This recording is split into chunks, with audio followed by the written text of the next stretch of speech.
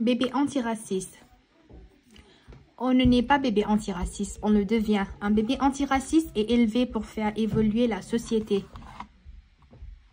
Être raciste ou antiraciste, ça s'apprend. Il n'y a pas de neutralité cependant. Tu peux suivre ces 9 conseils si tu veux faire de l'équité une réalité. Numéro 1. Voir le monde en couleur. Un bébé antiraciste remarque tous les teints, pâles ou bassanés, même si en réalité, la race n'est qu'un concept inventé.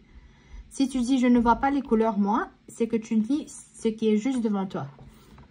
Numéro 2. Dénonce ouvertement le racisme. Quand nous nous taisons face au racisme, il reste présent. Si nous ne condamnons pas le racisme, il ne cessera jamais d'être aussi violent.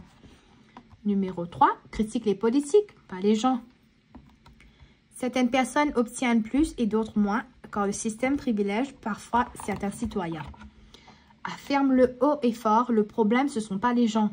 Même si les personnes racisées sont souvent traitées différemment, nous sommes tous humains, hein, dit bébé antiraciste fièrement. Numéro 5, célèbre notre diversité. Un bébé antiraciste ne considère pas les uns comme étant de bons et les autres comme étant méchants. Un bébé antiraciste aime un monde diversifié parce que c'est enrichissant. Rejette en bloc les barrières culturelles. Un bébé antiraciste comprend très bien que certains groupes aient leur propre manière de parler, de danser et de créer.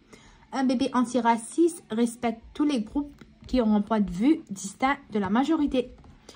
Numéro 7. Quand tu fais preuve de racisme, reconnais-le. Pour combattre le racisme, le meilleur moyen est d'avouer les idées intolérantes que nous exprimons parfois, mine de rien.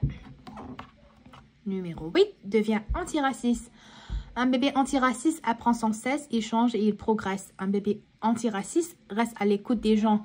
Il sait qu'il n'est pas omniscient.